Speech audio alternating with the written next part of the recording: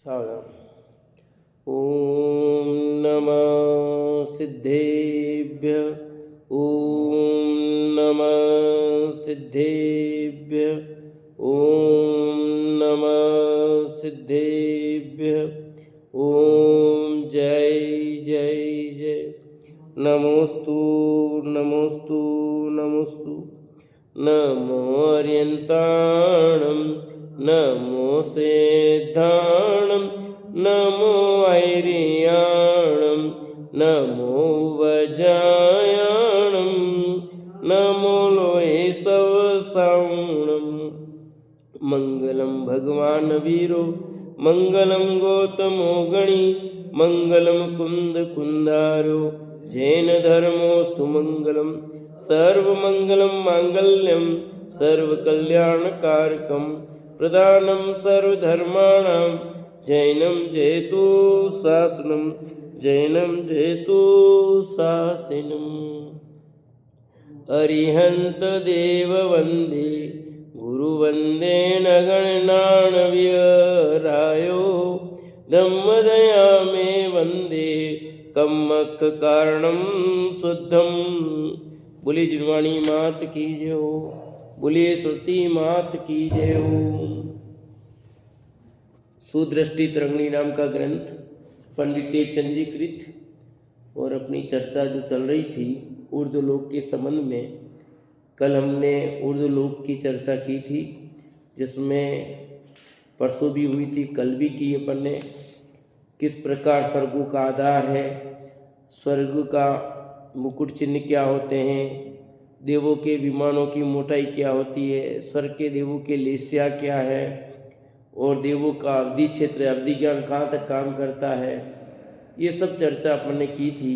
और साथ में विमानों का रंग क्या होता है, ये सारी चर्चा अपन ने उनके बारे में की थी। अब आगे की चर्चा और यहाँ करते हैं। पेज नंबर 150 बिंदु नंबर 3। तो 11 अंक और 14 पूर्व की बात है ना, 14 पूर्व की बात हुई। आगे वो कहते हैं जिनकी तप करने की शक्ति बहुत है, अनेक प्रकार के तप करते हुए भी शरीर मन वचन शिथिल नहीं होते, वे तपस्वी जाति के मुनि हैं। जिन दुर्धर तपों को ये तपस्वी मुनि करते हैं उनका संक्षिप्त कथन करते हैं। 10 प्रकार के जो भेद किए थे मुनिराज के, उसमें आचार्य उपाध्याय 2 हो गए। तीसरे नंबर के जो भेद था वो तपस्वी का था, है ना। 10 प्रकार के जो आए थे ना भेद मुनिराज के, 10 प्रकार के, उसमें आचार्य हो गए, उपाध्याय हो गए। अब तीसरे प्रकार के जो मुनिराज तपस्वी कहलाते हैं, तो उनके तपों का वर्णन अब करते हैं। कौन कौन से तप हैं, किस किस प्रकार होते हैं। एक तप का नाम है जिनेन्द्र गुण संपत्ति तप। क्या नाम है? व्रत करते हैं ना, व्रत लेते हैं ना, तो व्रत क्या है, व्रतों के नाम आ रहे हैं सब। जिनेन्द्र गुण संपत्ति तप क्या होता है? इस तप के 63 उपवास हैं। जो जिनेन्द्र गुण संपत्ति तप करते हैं उसमें 63 उपवास करने पड़ते हैं। उसकी विधि क्या है?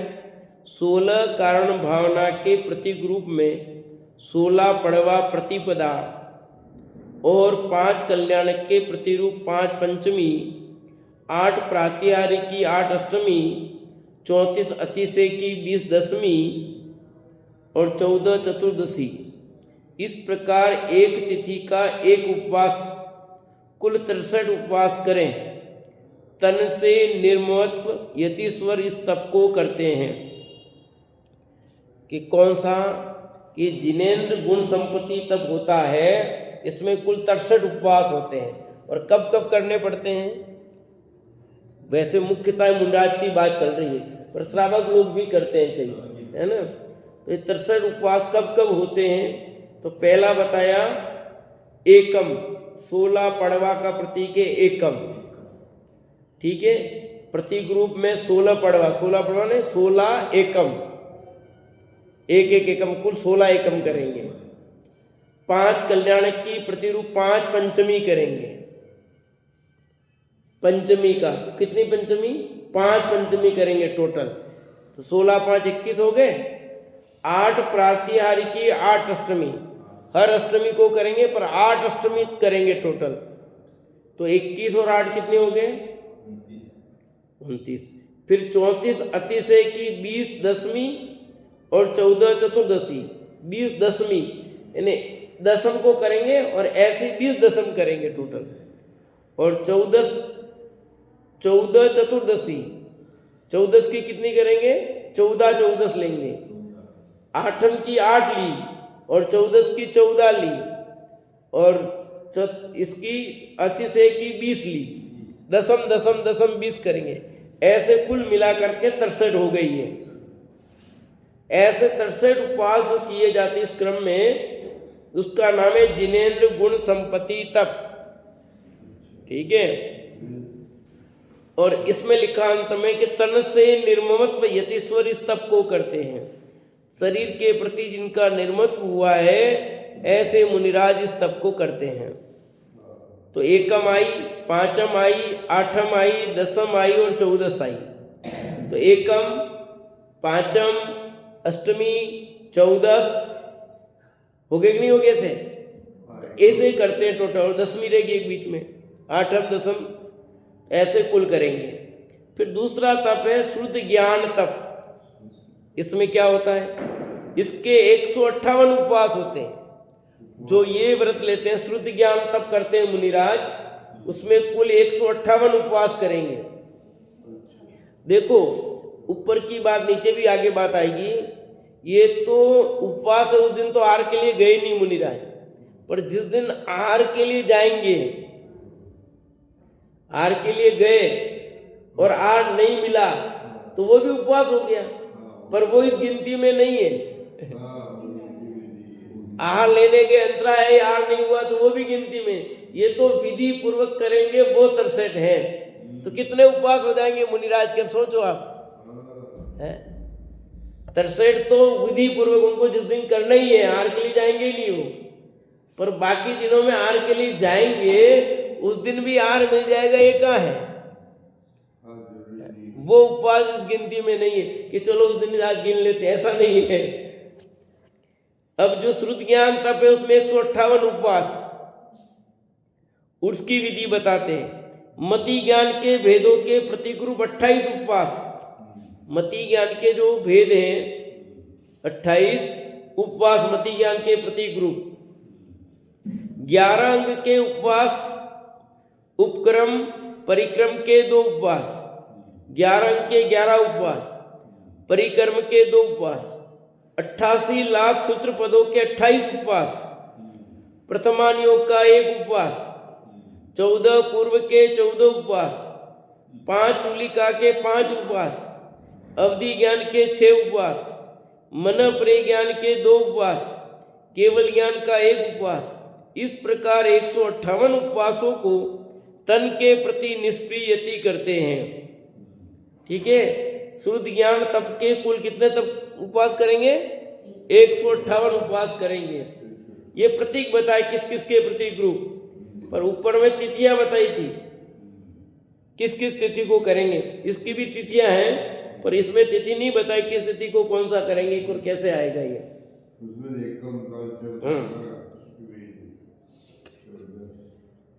इसमें इतना बताया है कि मति ज्ञान के 28, वेद के 28 उपवास करने, 11 अंग के 11 उपवास करना बता दिया, परिक्रम के 2 उपवास करने बता दिए, 28 लाख सूत्र पदे के 28 उपवास बता दिए, पर किस तिथि को कौन सा करेंगे ऐसा यहाँ नहीं बताया, पर वो भी है नियम। तो कर्म 6 तप। अष्ट कर्म के नष्ट करने के निमित्त तपस्वी जाति के मुनि कर्म 6 तप करते हैं। किसके लिए? 8 कर्म के नाश करने के निमित्त। वैसे तो सभी कर्म के नाश के लिए करते हैं, पर ये मुख्यता हो रही इसकी। इसके 148 उपवास हैं। 148 कर्म प्रगतियां हैं, इसलिए 148 उपवास। उसकी विधि क्या है? चतुर्थी के 7 उपवास, सप्तमी के 3 उपवास, नवमी के 36 उपवास, दसवीं का 1 उपवास, द्वादशी के 16 उपवास, चतुर्दशी के 85 उपवास। इस प्रकार 148 उपवास सही तप करते हैं। ये कुल 148 हो गए। ठीक है, यहाँ तिथि बता दी। चौथ के कितने? 7, सप्तमी के 3, चौथ सातम, उसके बाद नवमी आ गई, आठम नहीं आई, नवमी आई, नवमी के 36 उपवास बताए। फिर 10वीं आई, उस दिन भी एक उपवास, खाली एक ही लिखा उसका। द्वादशी के 16 उपवास आए, 12 के, तो 36 बार आएगी नवमी। जब जब नवमी आएगी 36 बार करेंगे टोटल, 36 नवमी करेंगे टोटल। यूं चतुर्दशी के 50 करेंगे, नहीं कितने समय तक चलेगा समझो। यूं भाई चतुर्दशी 85 से, तो साल में कितनी चतुर्दशी आएगी? हैं? एक महीने में 4 आती है, तो 12 महीने 12 चौक 48 ही तो हुए। ये तो 85 से, तो 2 साल कम से हो गए। 48 दूनी 96 होते तो। हाँ, अष्टमी नहीं है इसमें, अष्टमी ऊपर थी, इसमें नहीं है। क्यों 2 नहीं आएगी? एक महीने की 2 नहीं आएगी? हाँ, 8 2 14 तो 14 2 ही आई। तो भाई 12 दूनी 24 हुई, तो 24 48, तो 4 साल ऊपर हो जाएंगे, 4 साल हो जाएंगे बराबर। अष्टमी तो है ही नहीं, चतुर्दशी तो महीने की तो 2 ही हुई, तो 24 हुई 1 साल की। तो 24 48 14 बता 14 96, तो 4 साल लगभग होने आ जाएंगे। हाँ, ये 148 कर्म प्रकृति होगी। 148 कर्म, इसलिए इसका नाम है कर्म 6 तप। जो पूछते हैं ना व्रत का, ये पूरा दे रखा है इसमें, सब व्रतों का दे रखा पूरा व्रत। तो इसमें जो ये तिथियां दे रखी है, तो ये कर्मों के भेद है, उसके हिसाब से क्या दशनावणी ज्ञानवाणी तिथियां इस हिसाब से 148 कर्म प्रगतियां उसके हिसाब से हैं। ये वो तो है, पर तिथियां इस हिसाब से दे रखी है। तिथियां तो जो भी नियम बनाए उसके हिसाब से भी। यहाँ चतुर्थी, सप्तमी, नवमी, 10वीं, 12 चतुर्थी लिखी है, तो अलग अलग ऐसे तो अलग अलग ही है। कर्म तो 8 कर्म है, तो 8 में भी 1 2 3 4 5 6 ही होते हैं। तो जैसे कर्म प्रकृतियों के भेद है, दर्शन होने के इतने, चारित्र होने के इतने, उसके हिसाब से नहीं है, उस हिसाब से दी मेरा प्रश्न। नहीं फिर 7 देखो, चतुर्थी के 7 आए, 7 भेद किसके बताओ मेरे को। 148 प्रकृति में क्या है? जैसे गोत्र कर्म के 2 हैं, तो 2 कहाँ है? ऐसा तो नहीं आई नहीं थी, ऐसा नहीं है, टोटल उसके हिसाब से। प्रत्येक तप में क्रमशः उपवास के दिन लिखते हैं का चिन्ह पारणा दिया जाता है। प्रत्येक तप में क्रमशः उपवास के दिन लिखते हैं तथा का चिन्ह पारणा का दिया ने एक चिन्ह दिया है। यहाँ किताब आपके पास है, इसलिए आप देख सकते हो। ये जो हाँ, ये पारने का दिन है। सिंह निष्कटित तप, ये तप 170 दिनों का है। कितना? 170 दिन का है। इसमें उपवास 145 तथा पारणा 32 होते हैं। इसमें 145 उपवास और पारणा होंगे 32। एक उपवास पारणा, फिर 2 उपवास पारणा, फिर 1 उपवास पारणा, फिर 3 उपवास और पारणा। इसका अर्थ ये है, ठीक है। 2 उपवास और पारणा, फिर 4 उपवास और पारणा, फिर 3 उपवास और पारणा, फिर 5 उपवास और पारणा, फिर 4 उपवास और पारणा, फिर 6 उपवास और पारणा, फिर 5 उपवास और पारणा, 7 उपवास और पारणा, 6 उपवास और पारणा, 8 उपवास और पारणा, 7 उपवास और पारणा, 9 उपवास और पारणा, 8 उपवास और पारणा, 7 उपवास और पारणा, 8 उपवास और पारणा, 6 उपवास और पारणा, 7 उपवास और पारणा, 5 उपवास और पारणा, 6 उपवास और पारणा, 4 उपवास और पारणा, 5 उपवास और पारणा, 3 उपवास और पारणा, 4 उपवास और पारणा, 2 उपवास और पारणा, 3 उपवास और पारणा, 1 उपवास और पारणा, 2 उपवास और पारणा, 1 उपवास और पारणा। उपवास कुल 145, पारणा 32, 177 दिन। इस प्रकार 145 उपवास और 32 पारणा कर व्रत करते हैं। अब आपने देखा क्रम इसमें समझ में आया कुछ? एक उपवास है फिर बढ़ेगा उपवास, 2 हो गए। फिर पारणा करेंगे, 1 उपवास, फिर बढ़ाएंगे 3। पहले बढ़ाएंगे, 1 घटाएंगे, फिर आगे बढ़ाएंगे, फिर घटाएंगे, फिर बढ़ाएंगे, फिर घटाएंगे, ऐसे बढ़ते हुए फिर जा करके वापस कम हो गए। देखिए 8 तक तो बढ़े हैं, 9 तक, फिर 9 के बाद वापस घटना शुरू हुआ। 8, 7, 6, 5, 4, 3, 2, 1 आ गया। 1 से शुरू हुआ, 1, 2, 3, 4, 5, 6, 7, 8, 9 उपवास एक साथ किए। फिर 9 के बाद वापस घटना शुरू कर दिया। 8, 7, 6, 5, 4, 3, 2, 1, इस प्रकार से। ये जो महाराज साहब ने किए थे समय शिखर पहाड़ पे, हाँ, किए थे महाराज जी ने। 145 और 32। तो ये सीन स्टडी तप कहलाता है। इसका क्रम इस तरह से है। तो इस यानी त्याग की वृत्ति कितनी आएगी, सामान्य नहीं है। ये उपवास किए, फिर बढ़ाना, फिर बढ़ाओ, बढ़ाओ, घटाओ, बढ़ाओ। एक दिन एक कम किया, फिर वापस दूसरे दिन और बढ़ा दिए 2। हाँ, वो तो अलग है, ये तो उपवास की बात है। पढ़ने के लिए गए, अंतरा आ गई, विधि नहीं मिली, तो वो उपवास ही है। वो सब पहले कह ही दिया मैंने स्टार्ट में। फिर है सर्वतोभद्र तप। कौन सा तप? सर्वतोभद्र तप है। इसमें क्या होता है, इसमें 75 उपवास होते हैं। कितने? 75 उपवास करना है। उपवास अजय जी करने उपवास।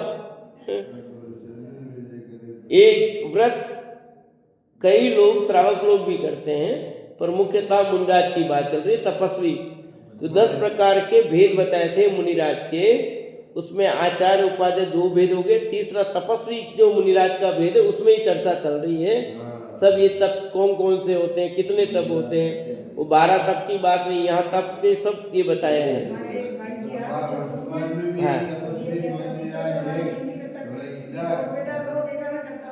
हाँ, तो ये सर्वतोभद्र तप क्या है? इसमें कहते हैं 75 उपवास होते हैं, 75 तप करते हैं। 25 पारणा होंगे वापस।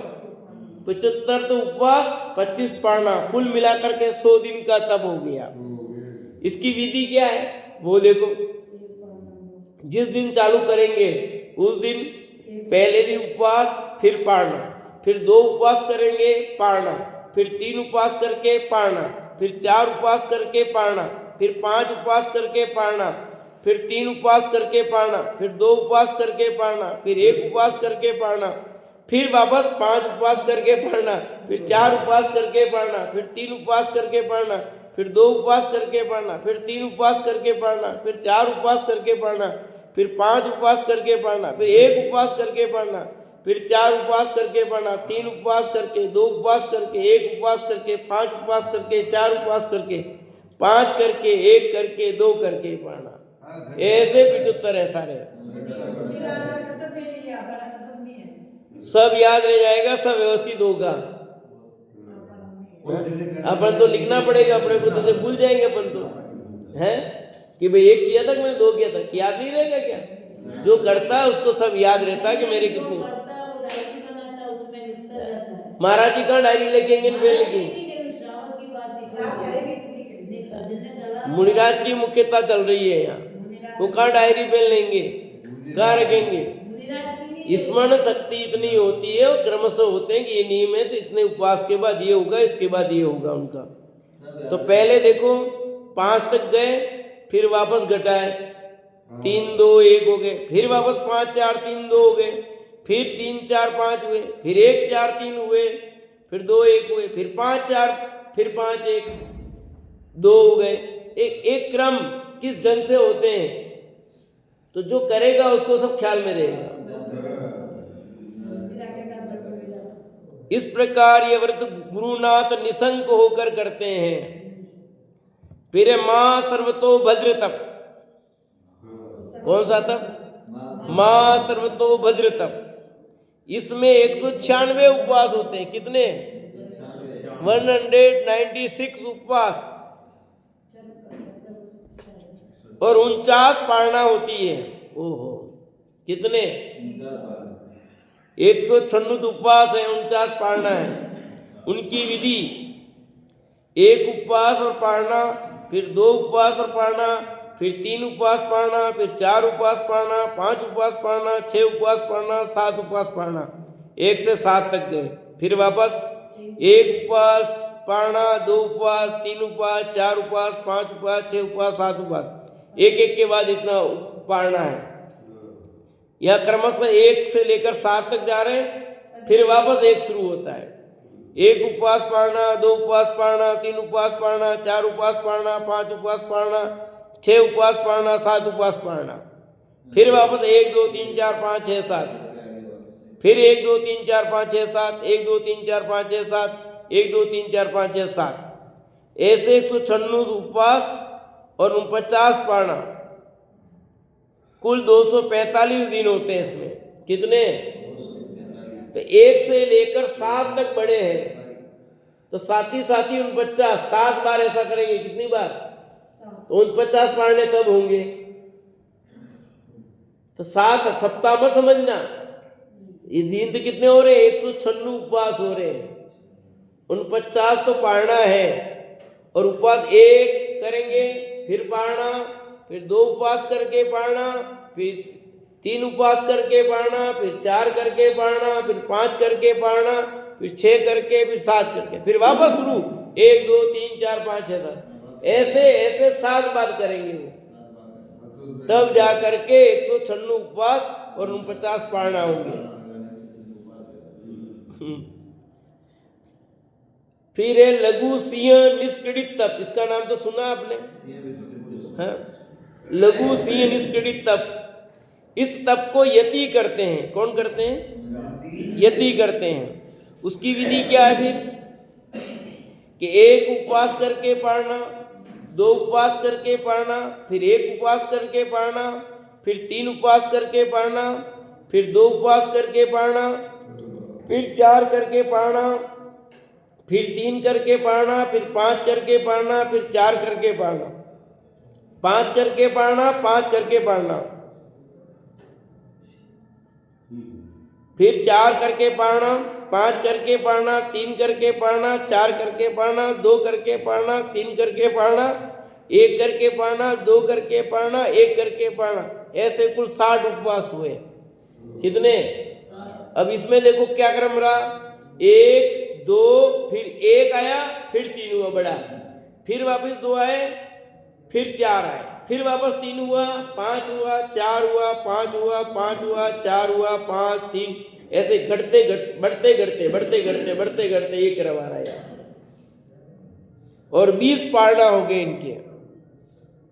इस प्रकार ये लघु सिंह निष्क्रीडित, पहले वाला अपन ने पढ़ा था सिंह निष्क्रीडित तप, उसमें 145 उपवास थे और 32 पारणा थे। देखो इधर 150 पेज पे। और ये लघु सिंह निष्क्रीडित है, इसमें कुल 80 दिन हो रहे हैं, 60 तो उपवास हो रहे हैं और 20 पारणा, जबकि यहाँ 145 दिन थे उपवास के और यहाँ 60 उपवास आ रहे हैं। यहाँ पारणा 32 दिन है, ये पारणा 20 दिन है, इसलिए इसका नाम क्या है? लघु सिंह निष्क्रीडित तप। तरीका वही है यहाँ जो था वैसा ही। फिर है मुक्तावली तप। कौन सा तप? मुक्तावली तप। इस तप को यति करते हैं। इसकी विधि क्या है? 1 उपवास और पारणा, फिर 2 उपवास और पारणा, फिर 3 उपवास और पारणा, 4 उपवास और पारणा, फिर 5 उपवास और पारणा, फिर वापस घटते हैं 4 उपवास पारणा, 3 उपवास और पारणा, 2 उपवास पारणा, 1 उपवास पारणा, कुल 25 उपवास और 9 पारणा।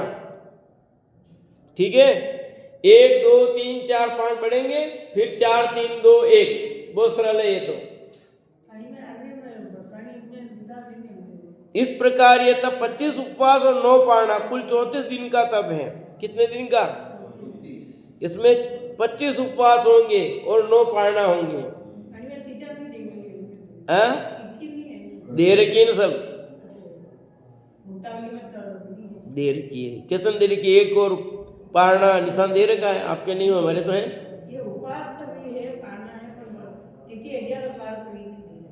दे रखी है। फिर ये रत्नावली तप, इस तप को यति करते हैं। इसकी विधि क्या है? एक उपवास फिर पारना, फिर 2 उपवास पारना, फिर 3 उपवास पारना, फिर 4 उपवास और पारना, फिर 5 उपवास पारना, फिर 5 उपवास पारना, फिर 4 उपवास पारना, 3 उपवास पारना, 2 उपवास पारना, 1 उपवास पारना, कुल 30 उपवास और 10 पारना। ये जो मुक्तावली तप था और रत्नावली तप में 5 उपवास का फर्क पड़ा। फर्क क्या पड़ा? 5 के बाद 5 वापस आया है, 4 नहीं आया। 1 2 3 4 5, फिर 5 4 3 2 1, यूं चला। ऊपर वाले में क्या था? 1 2 3 4 5 4 3 2 1, और इसमें हो गया 1 2 3 4 5 5 4 3 2 1। हाँ, इतना अंतर है।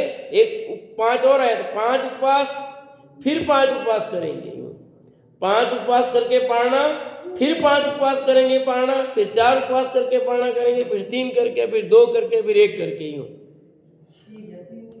हाँ, 10 प्रकार के जो भेद है मुनिराज की, उनकी चर्चा चल रही है। तपस्वी यति उनकी, तो कैसे तप करते हैं वो बात चल रही है।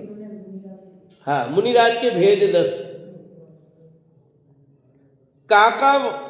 कनकावली तप, कौन सा तप? कनकावली तप।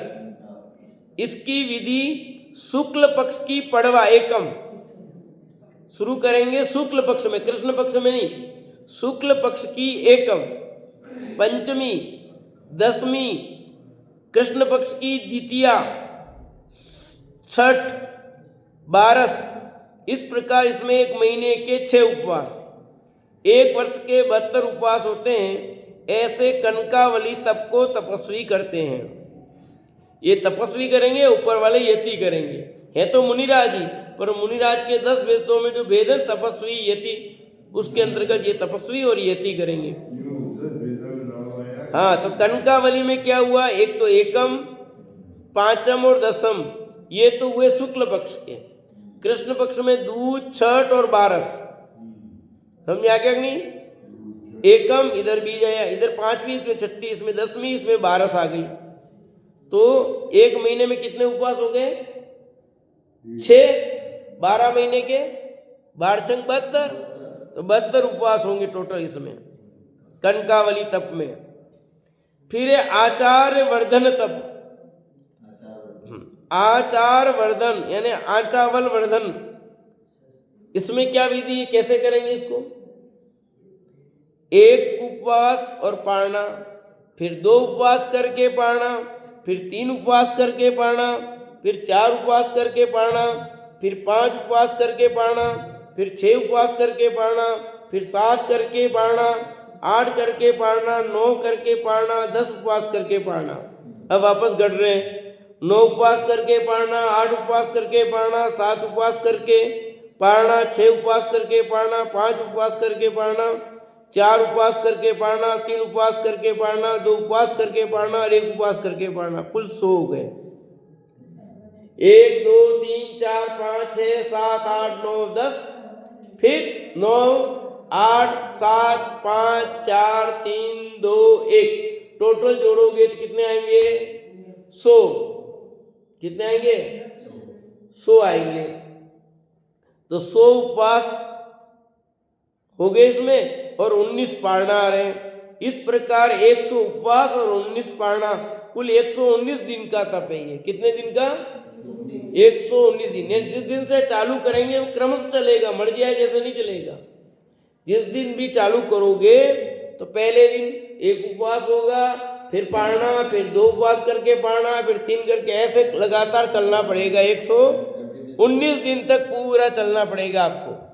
बीच में स्टॉप कर दो, वो कर दो, नहीं गए फिर काम से, तो आपको वापस करने पड़ेंगे सारे।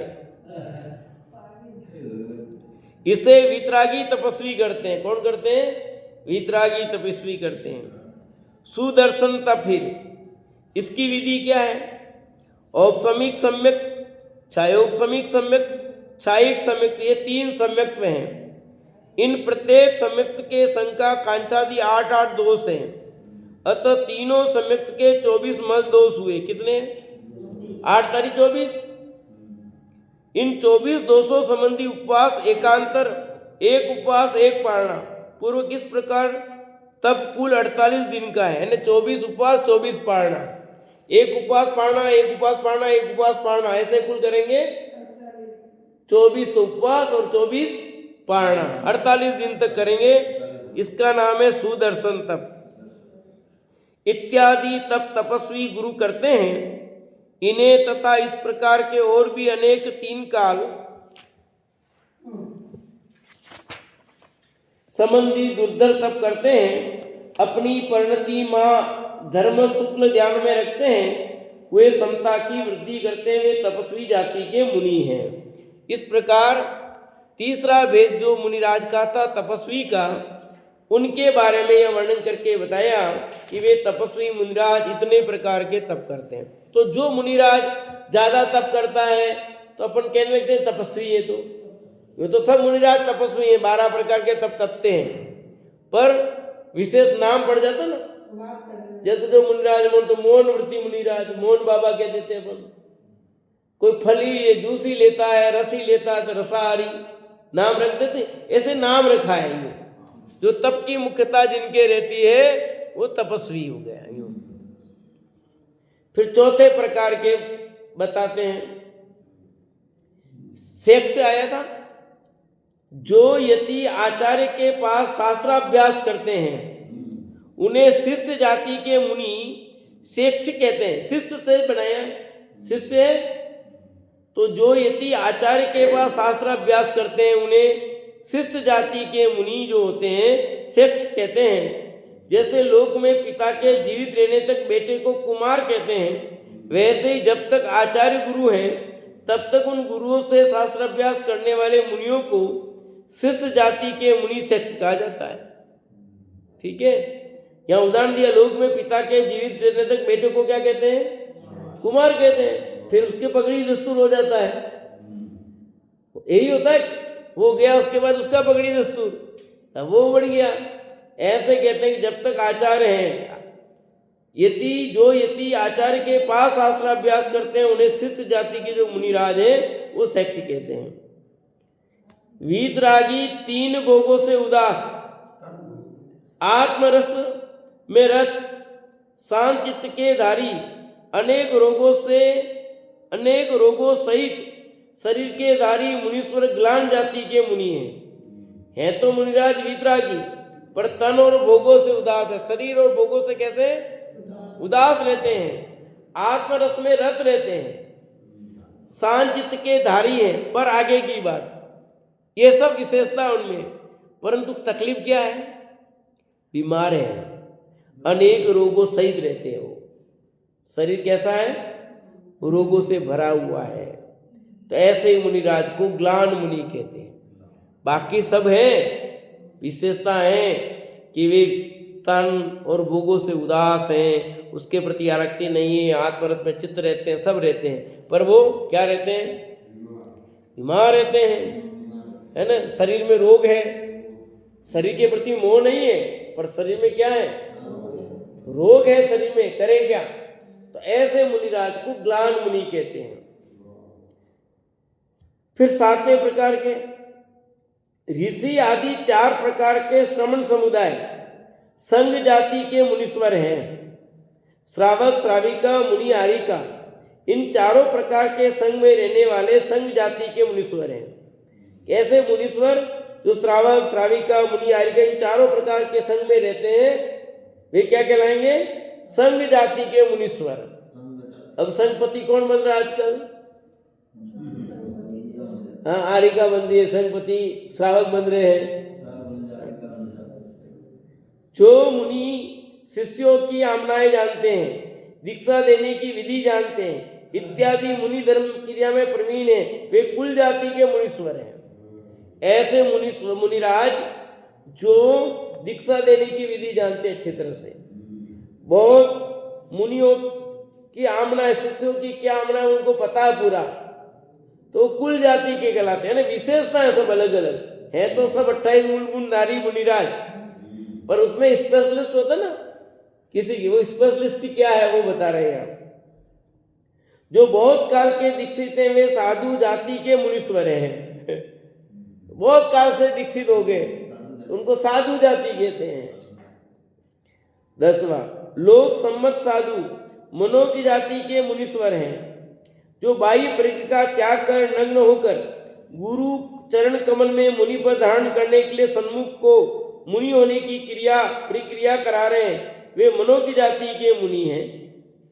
ठीक है, लोक सम्मत साधु जो है वे क्या कहलाते हैं? मनो की जाति के मुनीश्वर कहलाते हैं। इस प्रकार ये 10 जाति के मुनि पद पूज्य हैं। ये 10 प्रकार के मुनिराज अलग अलग हैं, और भी नाम रख लो भले। ये मुख्यतः 10 प्रकार की बात कही गई।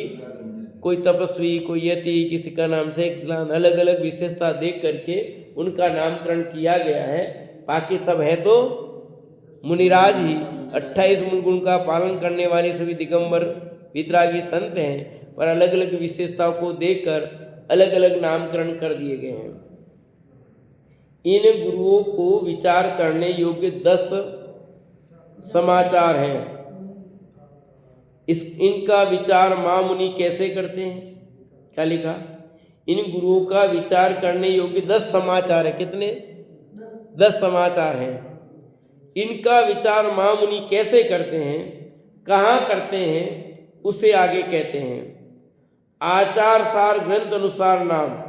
आचार सार नाम का एक जो ग्रंथ है उसमें जो नाम दिए 10 समाचार वो क्या क्या हैं?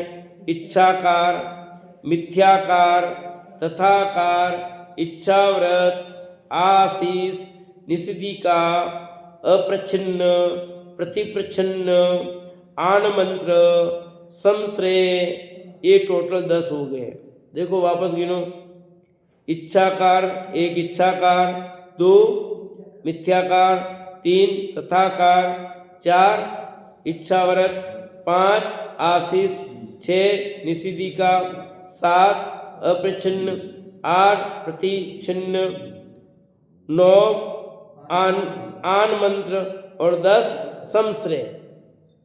ऐसे 10 समाचार टोटल हैं गुरु का विचार करने के। फिर एक एक अर्थ भी बताए आगे। वो 10 प्रकार कैसे क्या हैं उनकी चर्चा अपन आगे कल करेंगे।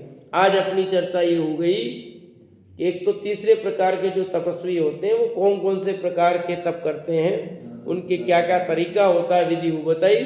और फिर चौथे, 5वें, 6ठे, 7वें, 8वें, 9वें, 10वें ये मुनिराजों की क्या विशेषता है, कौन कौन क्यों नाम पड़ा ऐसा, उन नामों की कारण बताया, नाम का कारण बताया और लक्षण बता दिया।